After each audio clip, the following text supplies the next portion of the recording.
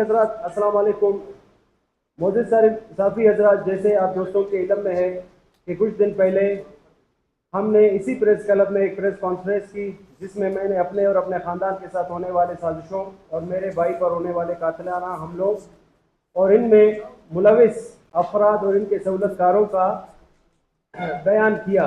ہمارے press conference کے کچھ دنوں بعد ایک تابش سحر نامی شخص نے ہمارے پریس کانفرنس کو اپنے سازشوں کے تحت بنگلدی قبائل سمیت بلوچستان کے دیگر اقوام کو گمراہ کرنے کی ایک بار پھر کوشش کی.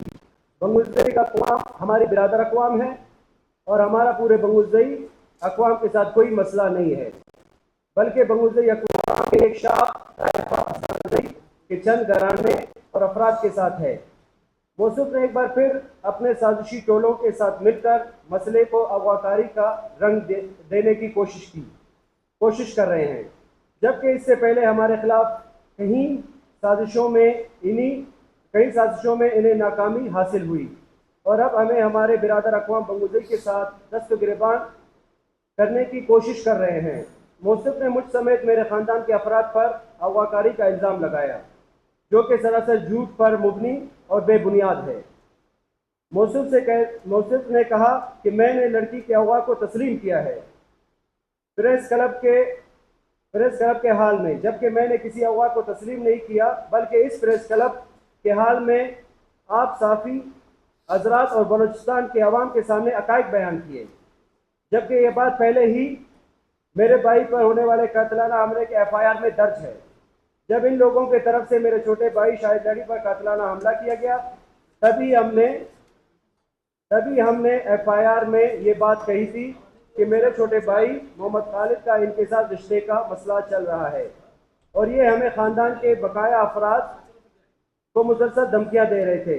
موصوف نے یہ بات خود ہی اپنے پریس کانفرنس میں اعتراف کر چکے ہیں کہ انہیں شک ہوا کہ ہم ملوث ہیں، جس کے بعد نہ صرف FIR نہ کرنے کا فیصلہ ہوا، بلکہ یہ فیصلہ ہوا کہ ہم اپنے طریقے سے خاندان کے دیگر بے گناہ لوگوں پر قاتلانہ حملے کروائیں گے اور ہمیں جانی مالی نقصان پہنچائیں گے.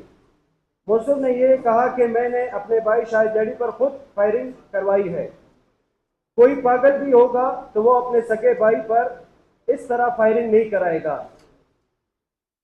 کرائے گا کہ سر اور گردن اور جسم کے دیگر حصوں میں گولیاں مارے، جس سے اس کے بچنے کے بھی کوئی چانسز نہ ہو. موصوف کہتا ہے کہ وہ بھی اس طرح اپنے بھائی میں موصوف سے کہتا ہوں کہ وہ اپنے بھائی پر بھی ایسے گولیاں برسائے اور اس کا الزام کسی پر لگائے. موصوف نے یہ کہا کہ لڑکی کے اغواکاروں کی خود تلاش کر رہے تھے، جبکہ یہ بات پہلے سے ہی FIR میں درج ہے.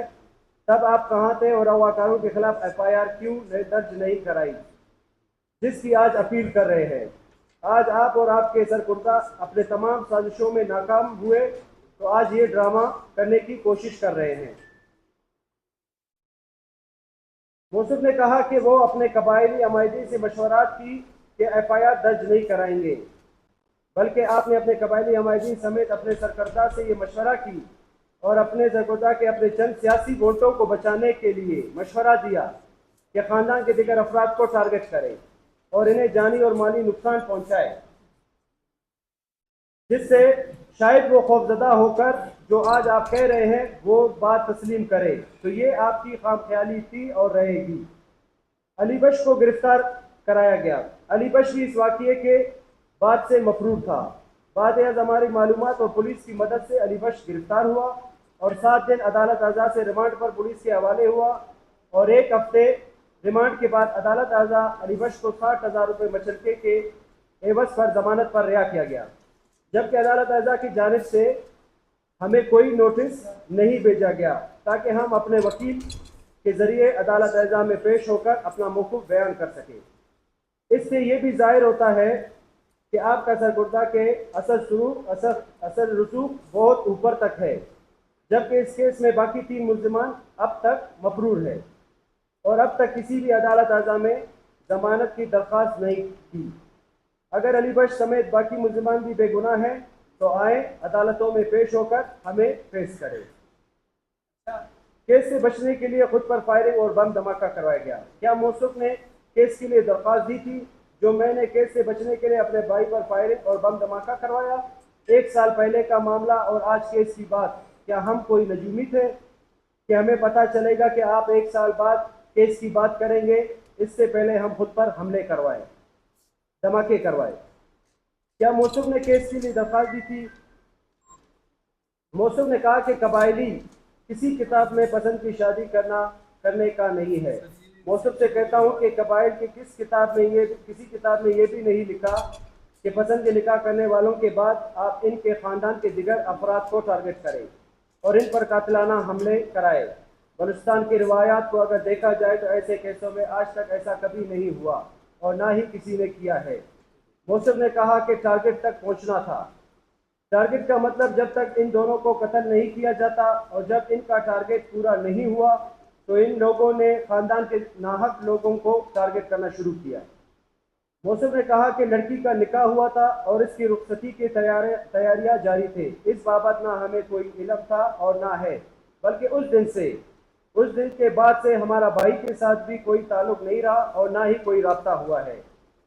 मोसुफ ने यह बताया कि मोसुफ ने कहा कि स्पिलिंजी से अगवा किया गया है। मोसुफ से कहता हूँ कि स्पिलिंजी और कोयटा कितने किलोमीटर का फासला है, और वो स्पिलिंजी एक देहाती इलाका है, और स्पिलिंजी से कोयटा तक कितने लेवीज और एफसी के नाके हैं। और